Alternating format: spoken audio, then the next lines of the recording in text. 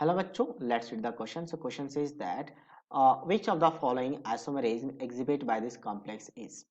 So सबसे पहले कि आपके पास क्या है आयनाइजेशन। तो आयनाइजेशन के लिए यहाँ पे कोई आयन होना चाहिए। आयन का मतलब क्या है कि मान लो यहाँ पे कॉम्प्लेक्स और यहाँ पे Cl है, तो ये क्या होता है आयनाइजेशन आइसोमर में यहाँ पे आपके पास क्या होता है इसके साथ यहाँ पे एक्सचेंज होता है। मतलब कोई आयन जैसे मान लो क्लोरीन है तो यहाँ पे ब्रोमीन ले लेते हैं, तो यहाँ पे ब्रोमीन और यहाँ पे मेटल के साथ मान लो क्लोरीन है, तो इस क्लोरीन और ब्रोमीन का अगर एक्सचेंज कर ले तो ऐसे कहा जाता है आयनाइजेशन आइसोमर। बट यहाँ पे कोई मेटल एलिमेंट्स लिया ही नहीं है, मतलब यहाँ पे कोई आयन नहीं है, तो आयन नहीं है मतलब ये आपके पास पॉसिबल नहीं होगा। नेक्स्ट बात करते हैं ज्योमेट्रिकल का। तो कोऑर्डिनेशन नंबर 6 है, और कोऑर्डिनेशन नंबर 6 की बात करें मतलब 6 लिगेंड्स है टोटल 2 2 2।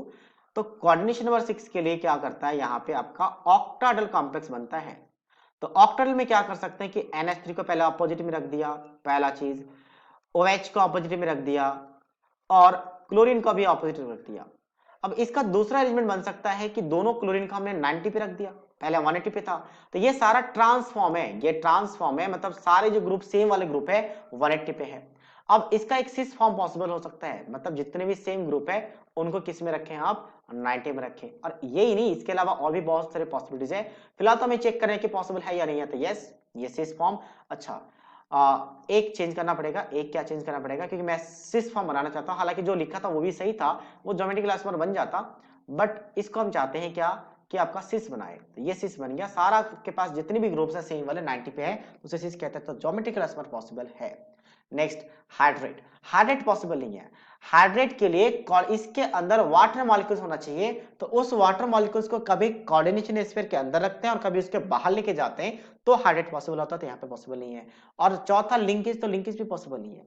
लिंकेज कहां पॉसिबल होता है, जैसे NO2, तो NO2 में जो नाइट्रोजन है वो अपना लॉन पेयर डोनेट करके कोऑर्डिनेट बॉन्ड बनाता है मेटल के साथ, लेकिन इसके साथ साथ एक और पॉसिबिलिटीज होता है कि ऑक्सीजन अपना खुद का लॉन पेयर भी डोनेट करने के लिए रेडी रहता है, और अगर ऑक्सीजन डोनेट कर दे तो एक दूसरे यहाँ पे देखा जाए तो लिंक अलग है, पहले में नाइट्रोजन लिंक है और यहाँ पे ऑक्सीजन लिंक है, तो इसको लिंकेज आइसोमर कहते हैं।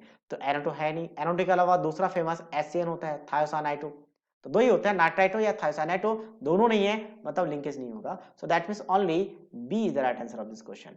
So I hope you understood it well. All the best.